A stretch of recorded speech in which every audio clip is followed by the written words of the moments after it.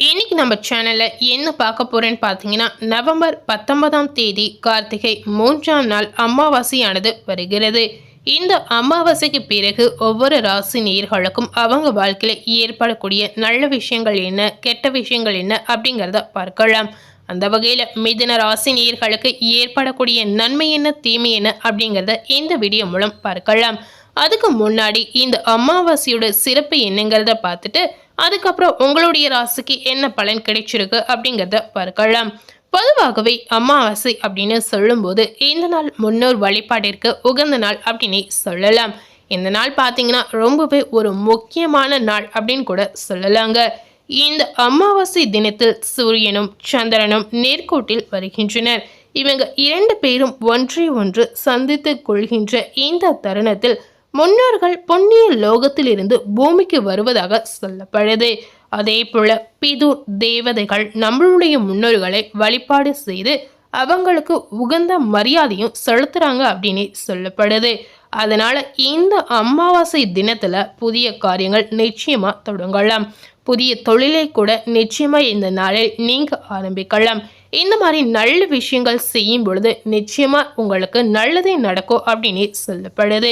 இதனால உங்களுக்கு எந்தவித தீங்கும் ஏற்படாது அப்படின்னு உறுதியாகவே சொல்லப்படுது. முன்னோர்கள் பூமிக்கு வரக்கூடிய இந்த தினம் ரொம்பவே ஒரு நல்ல நாள் அப்படின்னு சொல்லலாம். இந்த அமாவாசை தினத்தில் முக்கியமாக சில விஷயங்களை செய்யலாம், சில விஷயங்களை செய்யக்கூடாது அப்படின்னு சொல்லப்படுது. ஸோ அது என்ன மாதிரியான விஷயங்கள் அப்படிங்கிறத தெரிந்து கொள்ளலாம். அமாவாசை அன்று நிச்சயமாக வீட்டில் மாமிச ஆகாரத்தை தவிர்ப்பது ரொம்பவே நல்லதுங்க. சூரிய காலையும் சந்திர காலையும் சேருவதால் இந்த நேரத்தில் நீங்கள் மாமிச ஆகாரத்தை எடுக்கவே கூடாதுங்க. அதே போல இந்த அமாவாசை நாளன்று வீடு வாசல் இல்லாத ஏழைகளுக்கு நீங்க அன்னதானம் செய்வது ரொம்பவே நல்லதுங்க. ஒவ்வொரு அமாவாசை என்றும் உங்களால் முடிந்த அளவு உணவை நீங்க அன்னதானமாக செய்யலாம். அதே போல பசு, காகம், நாய் இந்த மாதிரி இதர ஜீவராசிகளுக்கும் நீங்க அன்னம் அளிக்கலாம். இந்த மாதிரி செய்யும் பொழுது நிச்சயமா உங்களுக்கு புண்ணியம் இதன் மூலம் கிடைக்க போகுது. அமாவாசை, பிதுர் தர்ப்பணம் மற்றும் அன்னதானம் செய்யும் பொழுது குல தெய்வம் இருக்கும் இடத்தில் செய்வது நல்லது அப்படின்னு சொல்லப்படுது. முடியாதவர்கள் உங்களுடைய இஷ்ட தெய்வத்தை நினைத்து நீங்க செய்யலாம். இந்த மாதிரி விஷயத்தை கோவில் குளங்களுக்கு சென்றுதான் செய்யணும் அப்படின்னு அவசியமே இல்லைங்க. வீட்டில் இருந்தபடியே நீங்க மனதார உங்களுடைய குல தெய்வத்தையும் இஷ்ட தெய்வத்தையும் நினைத்து நிச்சயமா நீங்க செய்யலாம். அமாவாசை என்று தலையில் எண்ணெய் தேய்த்து குளிக்கவே கூடாதுங்க. அதே போல தலையில் எண்ணெயும் வைக்க கூடாது அப்படின்னு சொல்லப்படுது. அதே போல அமாவாசை நாளன்று புண்ணிய தலங்களில் நிச்சயமா நீங்க நீராடலாம். நதியில், கடலில் நீராடக்கூடிய வாய்ப்பு உங்களுக்கு இருக்கு அப்படின்னு சொல்லலாங்க. இந்த அமாவாசை அன்று காலை சூரிய உதயத்தின் போது கடலில் எடுக்கப்பட்ட நீரை வீட்டுக்கு கொண்டு வந்து தீர்த்தமாக தெளிக்கலாம். இதனால பாத்தீங்கன்னா வீட்டில் இருக்கக்கூடிய தோஷங்கள் நிச்சயமா நீங்கிடும் அப்படின்னு உறுதியாகவே சொல்லப்படுது. ஸோ இந்த அமாவாசை நாளில் மறக்காமல் இந்த வீடியோவில் சொல்லியிருக்க பலன்களை நீங்கள் பின்பற்றி செய்வது நல்லதுங்க. இதுவரை இந்த மாதிரி விஷயங்கள் தெரியாதவர்கள் கூட நிச்சயமாக இதுக்கப்புறம் தெரிந்து கொண்டு இந்த விஷயத்தை நீங்கள் பின்பற்றி செயல்படுத்தலாம். அமாவாசை என்று மறக்காமல் செய்யக்கூடிய ஒரு முக்கியமான விஷயம் என்னன்னு பார்த்தீங்கன்னா முன்னோர் வழிபாடு அப்படின்னு சொல்லலாம். உங்களால் முடிந்தால் அவங்களுக்கு பிடித்த உணவுகளை படையலாக வைத்து மனதார நீங்கள் வழிபாடு செய்தாலே போதுங்க. இதனால நிச்சயமா முன்னோருடைய அருளும் ஆசீர்வாதமும் பரிபூரணமாக உங்களுக்கு முழுமையாக கிடைக்க போகுது. ஸோ இந்த அமாவாசையோட சிறப்பு என்னங்கிறத பார்த்துட்டோம். இந்த அமாவாசைக்கு பிறகு மிதுன ராசி நேயர்களுக்கு என்ன பலன் கிடைச்சிருக்கு அப்படிங்கிறத பார்க்கலாம். மிதுன ராசியில் மிருகசீரிஷம் 3, 4ஆம் பாதம் மற்றும் திருவாதிரை நட்சத்திரம், புனர்பூசம் நட்சத்திரத்தில் பிறந்த நேயர்களுக்கு முதல்ல கிரக நிலை என்ன மாதிரி ஒரு சூழல் அமைந்திருக்கு அப்படிங்கிறத தெரிந்து கொள்ளலாம். தனவாக்கு குடும்பஸ்தானத்தில் பார்த்தீங்கன்னா குரு சஞ்சரிக்கிறார். தைரிய வீரிய ஸ்தானத்தில் கேது இருக்கிறார். சுகஸ்தானத்தில் சுக்கரன் இருக்கிறார். ரண ருண ரோகஸ்தானத்தில் செவ்வாய் இருக்கிறார். பஞ்சம பூர்வ புண்ணிய ஸ்தானத்தில் சூரியன், புதன் இருக்கிறார். பாக்கியஸ்தானத்தில் சனி மற்றும் ராகு இருக்கிறார். ஸோ கிரக நிலைகள் உங்களுக்கு இந்த மாதிரி தாங்க அமைந்திருக்கு. ஸோ மிதுன ராசினியர்களுக்கு இந்த அமாவாசைக்கு பிறகு பார்க்கும் பொழுது பொருளாதார முன்னேற்றம், பணவரவில் திருப்தி, இது இரண்டுமே உங்களுக்கு ஏற்படும். எடுத்த காரியத்தை சிறப்பாக செய்து முடிக்கக்கூடிய சூழல் உங்களுக்கு அமையலாம். உடல் ஆரோக்கியம் உண்டாகும்.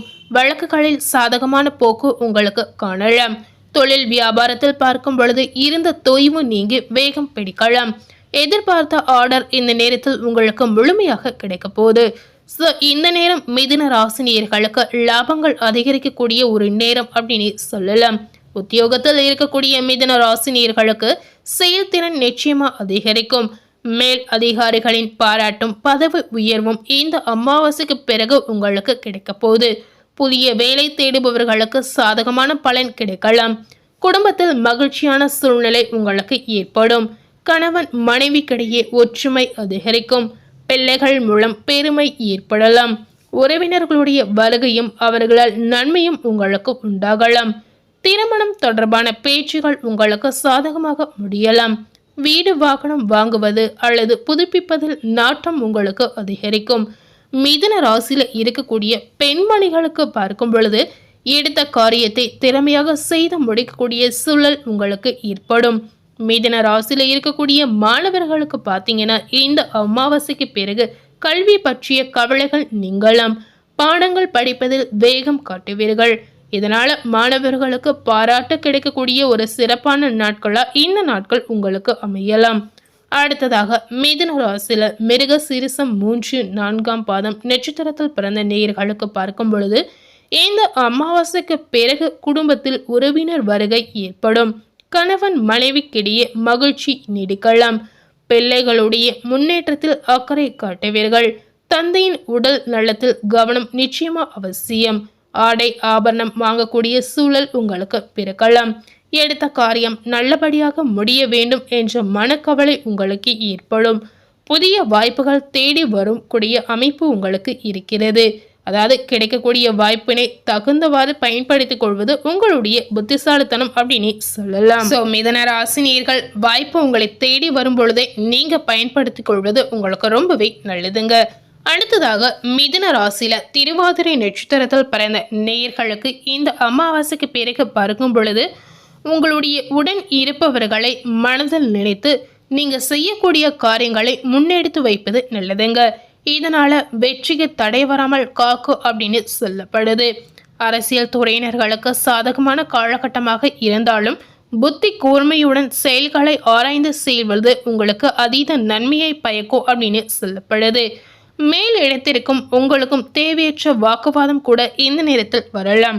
அதனால திருவாதிரை நட்சத்திரத்தில் பிறந்த நேயர்கள் இந்த மாதிரி விஷயத்துல நீங்க கவனமாக இருப்பது அவசியம்.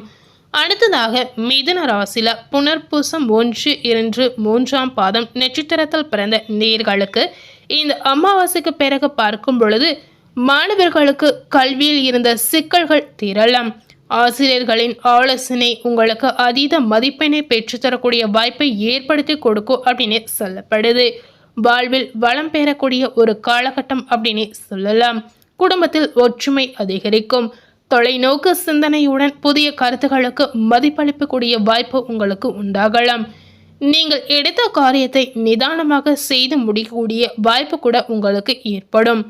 எதையும் சாதிக்கும் திறமை உங்களுக்கு இந்த காலகட்டத்தில் உண்டாகலாம்.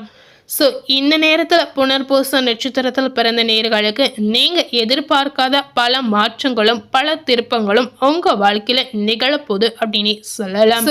இந்த அமாவாசைக்கு பிறகு வரக்கூடிய நாட்கள் அனைத்துமே மிதுன ராசி நேயர்களுக்கு பாசிட்டிவான ஒரு நாள் அப்படின்னு சொல்லலாம்.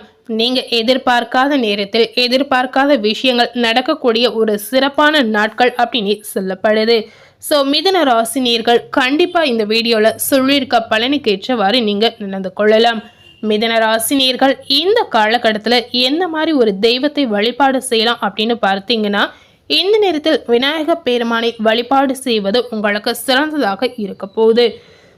இன்னைக்கு நம்ம சேனலில் மிதுன ராசினியர்களுக்கு இந்த அமாவாசைக்கு பிறகு என்னென்ன நன்மைகள் நடந்திருக்கு, என்னென்ன தீமைகள் ஏற்பட போகுது அப்படிங்கிறத இந்த வீடியோ மூலம் முழுமையாக பார்த்து தெரிந்திருப்போம். இந்த வீடியோவை நீங்கள் பார்த்து பயனடைந்த மாதிரி உங்கள் ஃப்ரெண்ட்ஸ் அண்ட் ஃபேமிலி பார்த்து பயனடையணும்னு நினச்சிங்கன்னா இந்த வீடியோவை உங்கள் ஃப்ரெண்ட்ஸ் அண்ட் ஃபேமிலிக்கு லைக் பண்ணி ஷேர் பண்ணுங்கள். மேலும் இது போல் ஒரு புதிய தகவலை தெரிந்து கொள்ளணும் அப்படின்னு நினச்சிங்கன்னா மறக்காமல் நம்ம சேனலை சப்ஸ்கிரைப் பண்ணி அதே போல் பக்கத்தில் இருக்கக்கூடிய பெல் பட்டனையும் மறக்காமல் ப்ரெஸ் பண்ணிவிடுங்க. நீங்கள் சப்ஸ்கிரைப் பண்ணால் மட்டுமே நம்ம சேனலில் போடக்கூடிய எல்லா நியூ அப்டேட்டான வீடியோஸும் நீங்கள் உடனுக்குடன் பார்த்து தெரிந்து கொள்ளலாம். ஸோ மறக்காமல் சப்ஸ்கிரைப் பண்ணி பெல் பட்டனை ப்ரெஸ் பண்ணிவிடுங்க. தேங்க்யூ.